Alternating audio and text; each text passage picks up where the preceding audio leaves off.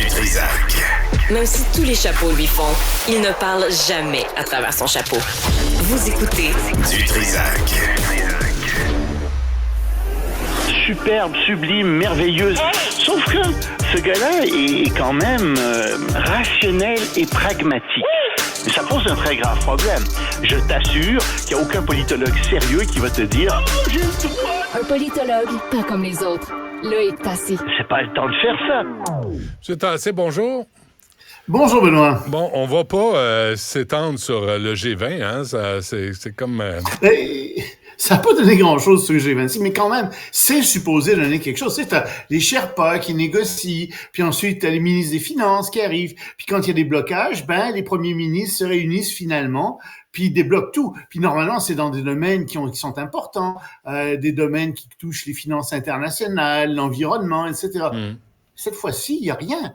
Cette fois-ci, on regarde le texte, je l'ai lu, c'est des vacuités, écoute, nous sommes en faveur, nous voulons entrer dans la nouvelle ère doit être une ère de paix. Ben oui. Qu'est-ce qui va dire que la nouvelle ère doit être une ère de guerre? Veux-tu me dire ça? C'est un paragraphe, ça. Mais qu'est-ce que vous avez pensé? Le droit des femmes, oui. Puis là, tu regardes, tu dis, oui, qui est-ce qui a parmi les participants? Ah, l'Arabie Saoudite, oui. Ça sert à quoi de mettre ça? La corruption, tu sais. Il y a plein de pays hyper corrompus là-dedans. Puis tu dis, mais il devait se bidonner en signant ça, cette déclaration finale. Il y a rien là-dedans. Ça servait à Modi. Ça a servi beaucoup à Narendra Modi, qui, lui, en a besoin pour ses élections. Il a réuni le monde entier à New Delhi, puis il a pondu une espèce de déclaration. Alors les gens disent, ah ben oui, il a rencontré tous les leaders, on a un grand premier ministre, réélisons-le. Mais franchement, cette fois-ci, ça n'a pas servi à grand-chose. Mais et la relation entre a vu Trudeau... juste là-dessus, il a dit, c'est très disparate. Ouais. Mais oui. Est-ce que c'est aussi à cause de la haute présence d'élus sikhs dans le Parti libéral du Canada? Évidemment. Il y en a quoi? 4? Enfin, il y en avait 4 avant le dernier remaniement, je pense qu'ils sont toujours là. C'est sûr qu'il y a beaucoup trop de Sikhs à l'intérieur du gouvernement par rapport à leur poids dans la population. C'est assez particulier. Alors, poids démographique, c'est assez particulier. Et c'est sûr que les Sikhs ont des velléités indépendantistes qui ne plaisent pas à Narendra Modi. Donc, c'est pas vraiment eux qui devraient tant que ça, conseiller Justin Trudeau sur sa politique en Inde, ou en tout cas, il devrait faire attention. Donc oui, il y a un froid entre l'Inde et le Canada à cause de ça, c'est bien clair, c'est bien évident. Mais au moins, les leaders se sont rencontrés, puis ça a pu donner un certain nombre de choses. On a vu que Joe Biden a rencontré le premier ministre indien Narendra Modi, et ils ont parlé du G5 et du G6. Et c'est pas un nouveau groupe, là, on parle de la technologie, la nouvelle technologie.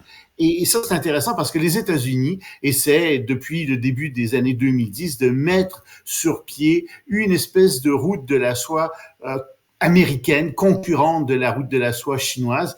Et ils essaient de faire ça à travers de la technologie, à travers des espèces de grands centres de web commerciaux qu'il va y avoir à travers le monde. Ils y réussissent pas très bien. Mais disons qu'il y a eu un certain nombre d'approches qui ont été faites, une nouvelle esquisse qui a été faite. Bon, rapprochement entre le Vietnam et les États-Unis. Oui, un nouveau rapprochement. Le Vietnam a hissé les Américains au rang de partenaire stratégique global. Je pense qu'on n'aurait pas pensé ça dans les années 70, n'est-ce pas? Non, pas tant. Deux grands ennemis qui finalement sont très alliés, sont devenus amis.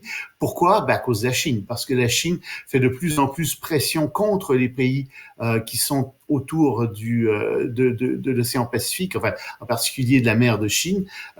Et donc, le Vietnam se sent menacé par la Chine qui convoite des zones d'hydrocarbures le long des côtes vietnamiennes. Donc, les Vietnamiens non seulement se rapprochent des États-Unis à tous les points de vue, mais ils ont aussi acheté 50 Boeing, 7,5 milliards de dollars de contrats, et Boeing en plus va construire une usine au Vietnam.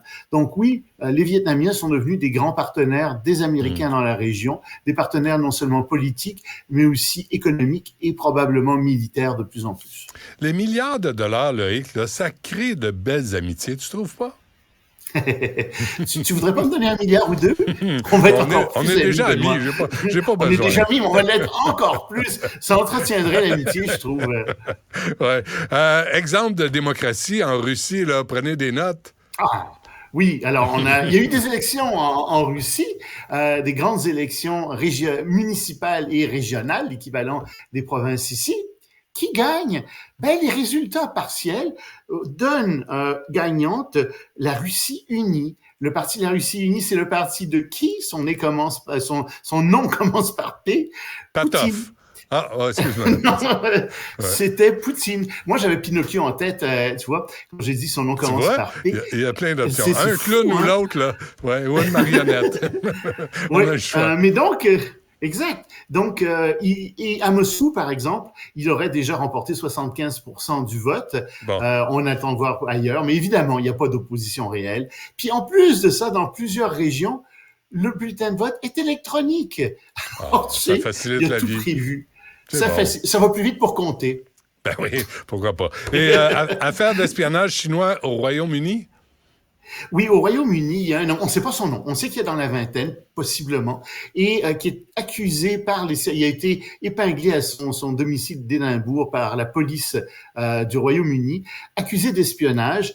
La Chine est sortie vigoureusement en disant presque bande de menteurs, ce sont des mensonges. La Chine n'espionne pas la Grande-Bretagne, n'espionne personne d'ailleurs. C'est anti-chinois tout ça, mais en fait, on pense bien qu'il y a un grave problème parce que, en effet, le premier ministre britannique est accusé d'avoir des politiques un peu trop pro-chinoises et on pense qu'il sert un petit peu de ça pour, disons, calmer l'opinion publique au Royaume-Uni parce que oui, la Chine fait ça et elle le fait ailleurs, dont au Canada. Et c'est important de voir ce qui se fait ailleurs, ce que fait la Chine ailleurs parce que nous, on a une commission d'enquête dont on attend beaucoup, n'est-ce pas? Oui, il n'y a pas de nouvelles de ces quartiers, ces centres communautaires qui servaient d'espionnage là, ici à Brassard. Puis il n'y a pas eu de suivi de ça. Là. On n'a pas une nouvelle de ça. Non, je pense que c'est toujours ouvert. Et puis, je pense que les Chinois agissent toujours peut-être un peu plus discrètement et sous le couvert, en faisant plus attention. Mais je suis persuadé que ça reste ouvert. Et il n'y a pas que là, je te dis, il n'y a pas. Si l'enquête n'a lieu qu'au fédéral, moi, je vais être très déçu. Je veux voir ce qui se passe au niveau provincial, au niveau municipal, dans les entreprises, dans les universités, dans les organisations, et pas juste pour la Chine, pour d'autres pays aussi. Je pense que c'est un sujet important. C'est dit. Merci, Loïc. À demain. Salut, à demain.